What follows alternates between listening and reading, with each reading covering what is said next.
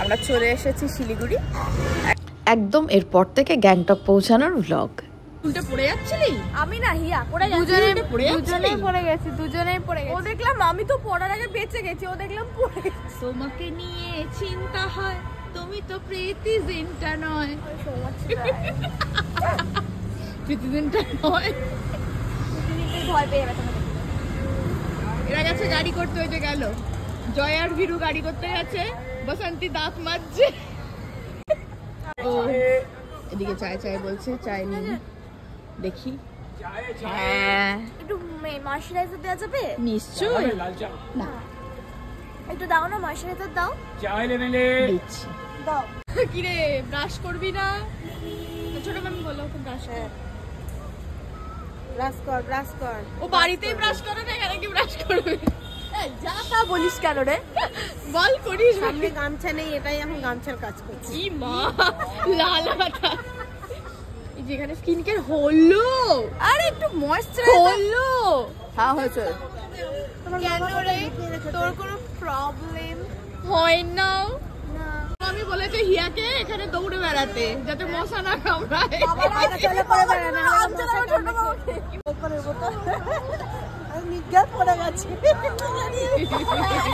আরেকবার এরকম করে ধরে নিয়ে আসছিল। কি হলো, গাড়ি হয়নি? হয়ে গেছে, গাড়ি হয়ে গেছে। চলো চলো চলো, গাড়ি করছো লক্ষ্মী ছেলে।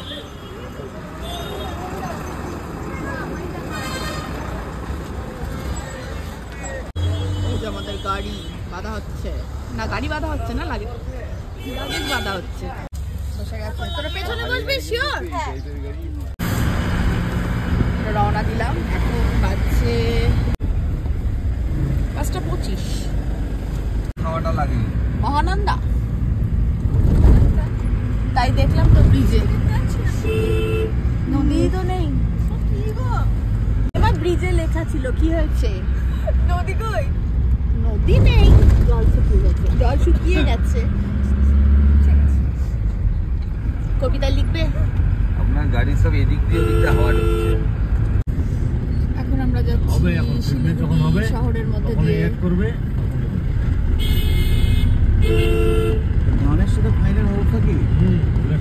সৌভিক তো গাড়ি ঠিক করে এসে আমাদেরকে নিয়ে গেল, নিয়ে গিয়ে দেখছে অন্য গাড়িতে লাগেজ তুলছে। বলছে এই গাড়ি তো আমরা ঠিক করিনি। বললো না এই গাড়িতে যান, একই ব্যাপার। ঠিক আছে, ড্রাইভারও চেঞ্জ হয়ে গেল। যে ড্রাইভারকে দেখানো হয়েছিল বললো এ যাবে, অন্য একজন একটু বয়স্ক মতো একজন দাদা। যে গাড়িতে তো উঠলাম, তারপরেই শুরু হলো র্যাশ ড্রাইভিং। মানে এত জোরে গাড়ি চালাবেন না, মানে উনি শুনছেনই না। ছোটো মামা একটু গান চালাতে বললো গান চালানো যাবে না, গান চালালে ফাইন দিতে হবে, ট্যাক্স দিতে হবে। মানে বুজুং বাজুং ভুল ভাল কথা বলে যাচ্ছে, মনে হচ্ছে আমরা প্রথমবার যাচ্ছি। সেবক কালী মন্দির।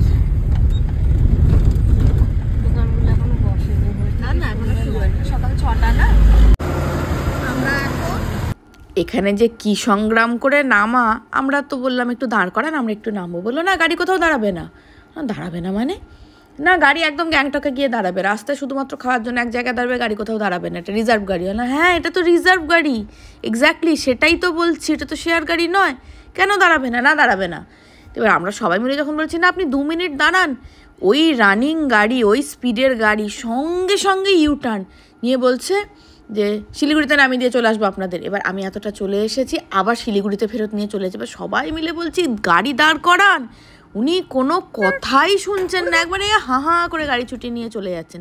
দিয়ে ছোটো মামা বললো কেন আপনি গাড়ি দাঁড়ান না, এবার কিন্তু অন্য ব্যবস্থা নেব। তখন দাঁড়িয়ে বললো না আপনারা এরকম করতে পারেন না, আমি কোথাও দাঁড়াবো না। সে মানে কি ঝামেলা, তোমাদের কি বলবো, এত রাফ বিহেভিয়ার। না ঠিক আছে আপনি এখানে 2 মিনিট দাঁড়ান, আপনাকে আর কোথাও দাঁড়াতে হবে না, কেন ঝামেলা বাড়িয়ে তো লাভ নেই, আমরা গাড়িতে উঠে পড়েছি। এখানে ঠিক 2 মিনিটই দাঁড়িয়ে আবার এইখানে নিজেই এসে দাঁড়িয়ে পড়লো, যান এখানে একটা খুব ভালো ভিউ পয়েন্ট দেখে আসুন। দারুণ জায়গা, দারুণ জায়গা।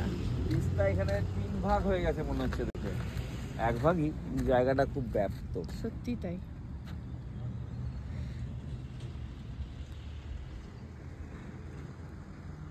এখন কত একবারে শান্ত ধীর স্থির লাগছে। হ্যাঁ তিস্তাকে আসলে নিজেই বোধহয় বুঝতে পেরেছে যে আমি অত্যন্ত খারাপ ব্যবহার করেছি এদের সঙ্গে, সেজন্যই ওইখানটা দাঁড়িয়েছিল। এরপরে আমরা খেতে দাঁড়ালাম।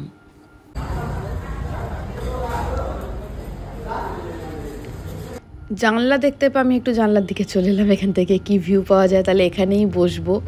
তো এখান থেকে ভিউটা ঠিক এই রকম ছিল। তো এখানে আর বসলাম না, সবার সঙ্গেই বসলাম। আর এখন তো সকাল 7:30 মতো বাজে, বেশি কিছু খেতে পারবো না। যদি মোমো পাওয়া যায় তাহলে 1 প্লেট নিয়ে সবাই মিলে ভাগ করে খাবো, এটাই কথা হলো। ঠান্ডা লেগেছে, ঠান্ডা লাগছে, জ্যাকেট তো গাড়িতে।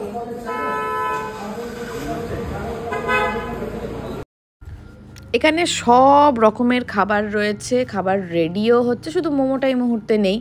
কিন্তু এত সকালবেলা এখন আলুর পরোটা, লুচি, রুটি কি খাবো? 7:30 বাজে। আমরা তো মোটামুটি 9:30-10টার মধ্যে পৌঁছেই যাব গ্যাংটক। ব্রেকফাস্ট ওখানে গিয়েই করব। এখন চা খাই, আর বাচ্চাদের জন্য একটা ডিম টোস্ট বলা হয়েছে। কে বারণ করেছে? এক্সাইটেড হয়ে গেছে। কি করে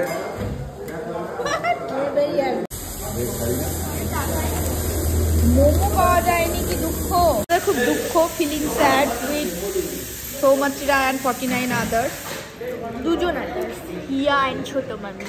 না আমরা মোমো পাইনি। আসলে এখন সকাল 7:30 তো এখনো মোমো রেডি হয়নি। পাহাড়ে এসে কোথায় মোমো খেয়ে সকাল থেকে রাত্রি কাটবে তা না, প্রথমে এসে মোমো পেলাম না, সেই দুঃখে আমি এখানে আর কিছুই খাবো না। দিল টুটে গেছে। কি দিল টুটে গেছে? ও আচ্ছা, দিল টুটে গেছে, মোমো খেয়ে আবার জুড়বে। এখন আমরা চা বিস্কুট খাচ্ছি। চাটা খেয়ে নাও, ঘুমিয়ে পড়েছিলাম। চাটা খাও মা। কেউই কিছু খাবে না বলছিল, একটা ডিম টোস্ট নেওয়া হলো, সেটাই বাবি হিয়া একটু একটু খেলো, যেটুকু ছিল। মানে একটা ডিম টোস্ট থেকে আর যেটুকু থাকে আর কি, সেটুকু আমরা খেয়ে নিলাম, দিয়ে রওনা দিলাম। চলো মোমো খাওয়াবে। মোমো এখন রেডি হয়। এতবার বলার পরে এইবার একটু গাড়ির স্পিডটা কমেছে। যে লেভেলে চালাচ্ছিল, যে স্পিডে চালাচ্ছিল তার থেকে কমেছে। আর আমাদের জানো তো আসার দিন সকালবেলা প্রোগ্রামটা প্রায় ক্যান্সেলই হয়ে গিয়েছিল, 90% ক্যান্সেল হয়ে গিয়েছিল। কারণ ওয়েদার ফোরকাস্ট দেখাচ্ছিল যে 70% রেন, 40 to 70%। এরকম বৃষ্টির ওয়েদারে গিয়ে কি করব? এবছরও তো আর বেরোনোর কোনো সম্ভাবনা নেই। তার মধ্যে যদি বেড়াতে যাই 3 দিন এই হোটেলের রুমেই বসে থাকবো, ক্যান্সেলই হয়ে গিয়েছিলো। কিন্তু মেয়ে দুটোর এত মন খারাপ হয়ে গেল, প্রায় কান্নাকাটি। যাকে চলো, যা হবে দেখা যাবে, বেরিয়ে তো পড়ি। বাসের টিকিটটা কাটা হয়েছে তখন, দুমদারাক্কা প্ল্যানে তো বাসই ভরসা, যেটা তোমাদের বললাম। আর ট্রেনের টিকিট তখন ওয়েটিংয়ে, বলেছিল যে আরএসি হয়ে যাবে।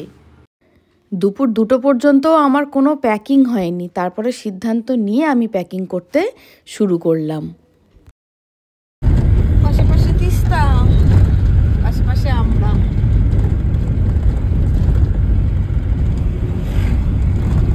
ওয়েদারটা মেঘলা মেঘলা, দেখা যাচ্ছে নাকি?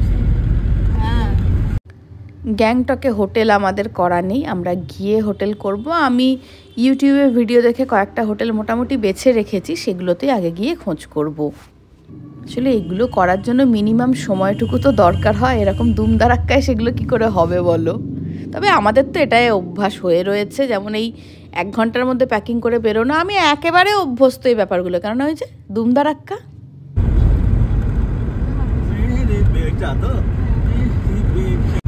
এখন আমরা সিংতাও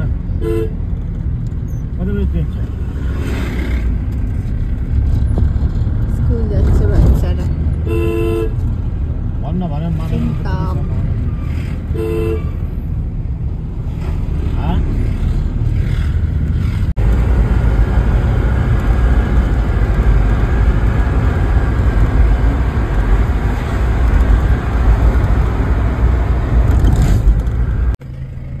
বাজছে 9:20। আমরা পৌঁছে গেছি গ্যাংটক। ওই রে ডাকরে, ওই দেখ ঘুমাচ্ছে, দেখ জানা প্যাসেঞ্জার ভিজিট থেকে আসছে। ওরা তো এবারে বাড়ির খাটে ঘুমাচ্ছে, দেখ। তুই কোথায় আছিস? ঠান্ডা লেগেছে তাই। ইগো চিনতেই পারছো না? বাবা দেখো, এখানে রেখে চলে যাবো। আমরা যাচ্ছি এমজি মার্গ। এটা বাবি। হ্যাঁ কি জানি স্ট্যান্ড থেকে এবার ছোট গাড়ি করে আমরা এমজি মার্গ যাচ্ছি, কেন বড় গাড়ি এমজি মার্গের দিকে আর যাবে না। তো এই গাড়িগুলোর ভাড়া লেগেছে প্রত্যেকটা গাড়ি 600 টাকা করে, একটাতে ছোটো মামারা একটাতে আমরা। আর যে গাড়িটায় করে আমরা গ্যাংটক এলাম শিলিগুড়ি থেকে তার ভাড়া লেগেছে 3600 টাকা। দেখো চলে এসেছি আমরা এমজি মার্গ। ফাইনালি বাবি গ্যাংটকে। বাবির খুব দুঃখ ছিল যে আমি গ্যাংটকটাই শুধুমাত্র দেখিনি। ক্রিয়েট করি। গন্ডগোল তো কিছু করবি না। হ্যাঁ ভালো লাগছে। চলো ক্যাম্প বসেছে মার্কেটিং করবা বলে। না আমি কিছু শপিং করবো না, আমি এই বদনাম এবার গুছিয়ে ফেলবো। গোল্ডেন টিপসের একদম পাশেই হোটেল ডিজং, এটা আমি দেখেছিলাম। তো ওইটুকু সময় যে কটা দেখতে পেরেছি আর কি, তো এটা আমার পছন্দ হয়েছিল, আগে এখানেই যাওয়া হোক। আগে ওদের দুজনকে পাঠিয়েছি। আর দেখো একদম পাশেই হচ্ছে বেকার্স ক্যাফে, বেকার্স ক্যাফেতে যেতে হবে। আচ্ছা গান তো পরে হবে, যদি হোটেল পাওয়া না যায় আমরা মেলেই বসে থাকবো। হ্যাঁ এমজি মার্গেই বসে থাকবো। হোটেলের সন্ধানে একটা দেখেছি ডিজং, 2টো রুম আছে। আরেকটু দেখে নি, ওটা আবার ফুডিং নেই, অনলি লজিং। চাটুকুর জন্য বেরোতে হবে। হোটেল দেখলাম বায়ুল, কিন্তু বাউল তো না বায়ুল, বাই আছে। রুম পছন্দ হলো না আমাদের, কোনো জানলাই নেই রুমে। প্যাপু করা করছে, প্যাপু প্যাপু করছে, কর আবার করো প্যাপু প্যাপু। তারপর আবার করছে। হোটেল দ্য ডিজং, বাইরে থেকে অতটা চাকচিক্য নেই, কিন্তু রুমগুলো দেখে এসেছি আমি একবার, রুমগুলো খারাপ না, ভালোই।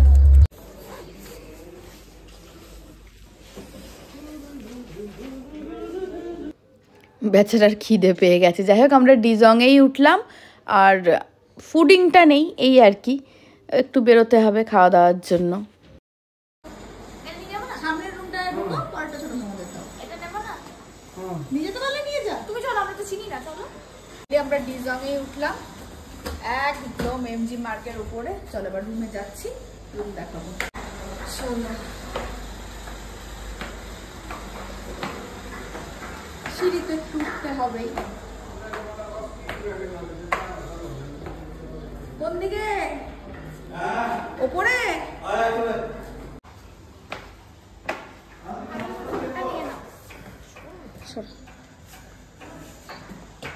এই হচ্ছে আমাদের রুম। এটা বাবির বেড, হ্যাঁ আমি এখানে। না আমি এখানে। এই একটা বেড, এই একটা ডাবল বেড, এদিকে রয়েছে আয়না যেখানে সৌভিক সাজগোজ করছে। আর বাহ, টিকিট রয়েছে তো, টিকিট রয়েছে। বাথরুম ঠিক আছে, পরিষ্কার পরিচ্ছন্ন, খুব বিশাল নয়, ঠিক আছে, ঠিকঠাক। পরিষ্কার পরিচ্ছন্নতাটাই মেন। জ্বালা দাও তো লাইটটা, আমার 2 হাতের জিনিস তো লাইট জ্বালতে পারছি না। এই যে বাথরুম, নিট অ্যান্ড ক্লিন দেখি। আর এখানে একটা টেবিল রয়েছে, 2টো চেয়ার, আর এখান থেকে ভিউটা একদম এমজি মার্গ, একেবারে এমজি মার্গের ওপরে, সুন্দর।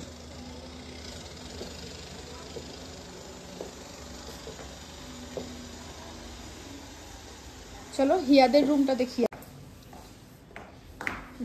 এটা হচ্ছে হিয়াদের রুম। এখানে একটা বেড, এখানটা লাগেজ রাখার জন্য ব্যবস্থা রেখেও দিয়েছে। আয়না, চটিয়ে নে তো ছোট মামি। বাথরুমটা অনেকটা বড়, এই বাথরুমটা অনেকটা স্পেসিয়াস, এই বাথরুমটা বড়। 2টো চেয়ার, টেবিল, এখানটা আরেকটা টেবিল রয়েছে, আর এখান থেকেও সেম ভিউ, একদম এমজি মার্গ।